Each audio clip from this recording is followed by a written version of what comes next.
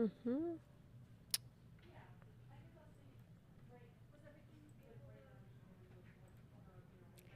Hey everybody, I'm meteorologist Candace Campos. We are coming to you from the new 6 Click O studios here on a Monday, the day before Election Day. And even though a lot of people like to let their guards down in November, we're done with Halloween. We're heading towards Thanksgiving. We are still watching an area in the tropics that could cause some issues here in Central Florida by Wednesday and Thursday of this week. So if you're just joining us, maybe you unplugged over the weekend.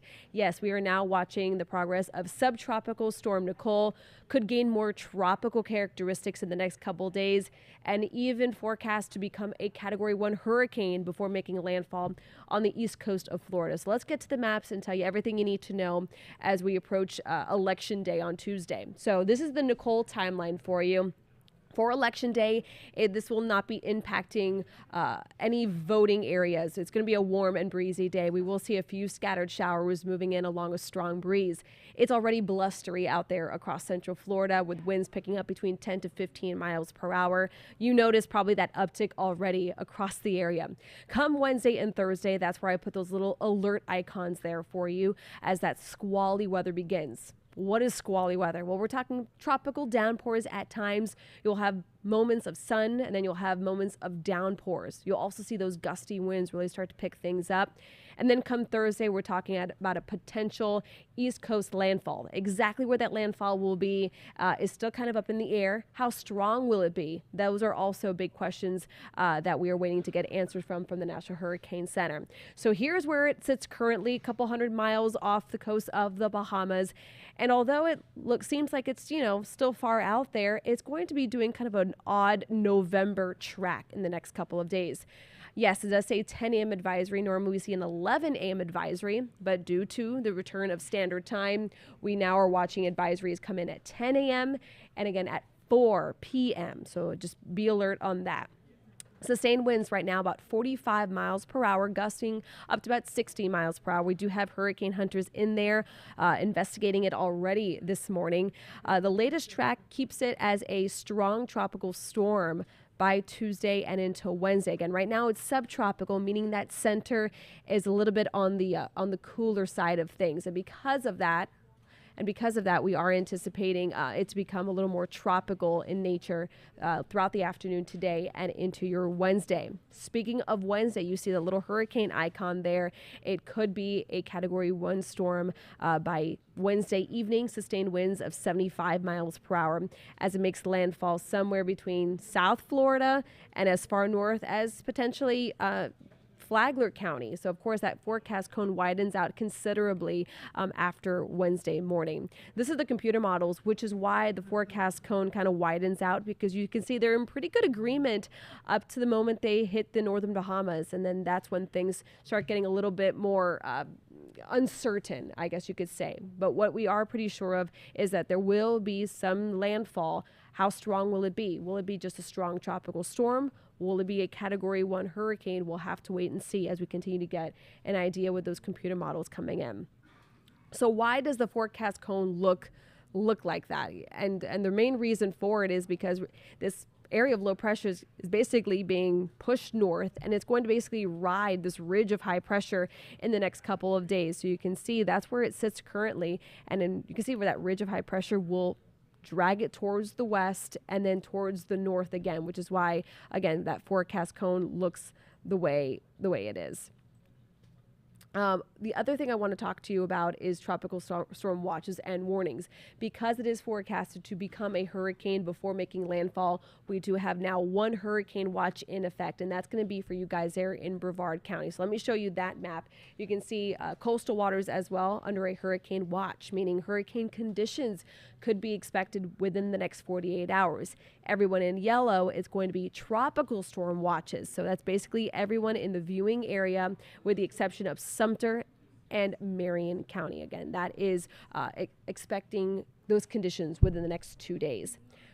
we are already seeing hazards up and down our beaches. And I really want to stress this because if people are thinking about going out and venturing out towards the coastline or even on the boat, highly discouraging that because we are seeing rough seas. We're talking 5 to 6 foot seas already at this hour, small craft advisory, high risk of rip currents, a high surf advisory.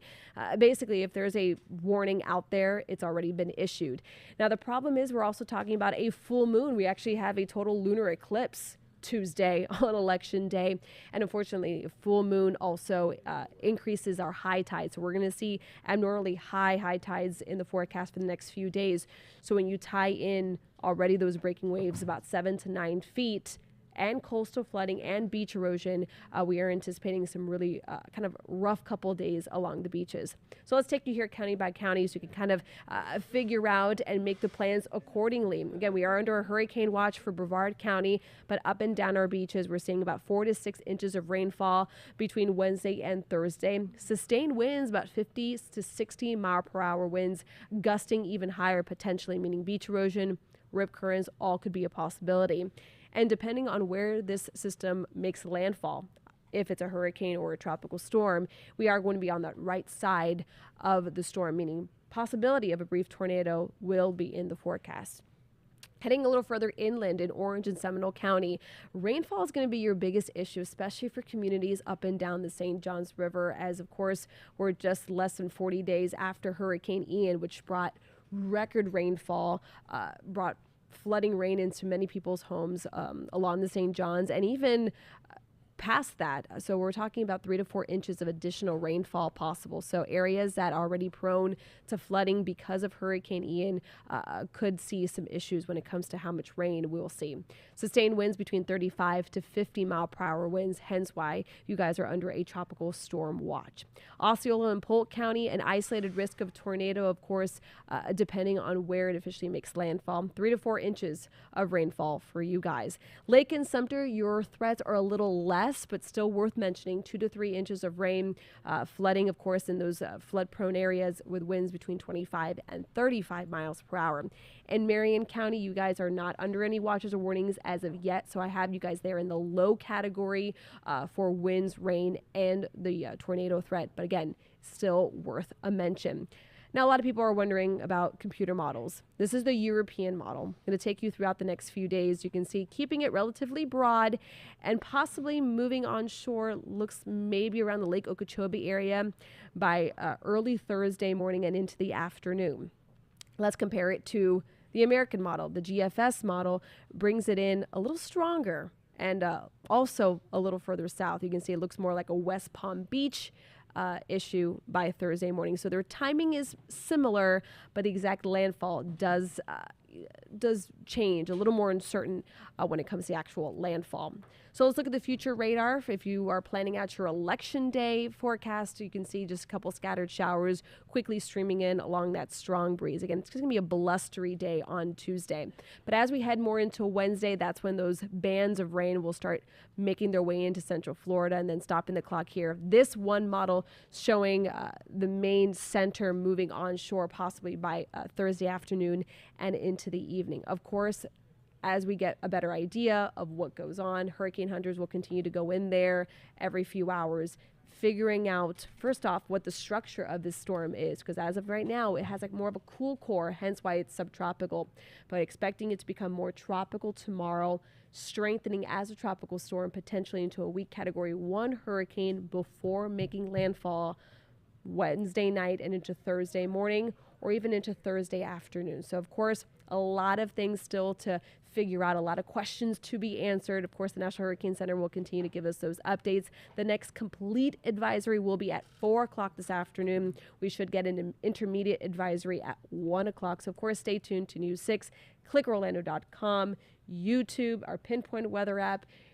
You know where you can find us. Of course, we'll have all those details as we continue to watch the progress of Subtropical Storm Nicole, which could be Hurricane Nicole in the upcoming days. Have a great afternoon, everybody.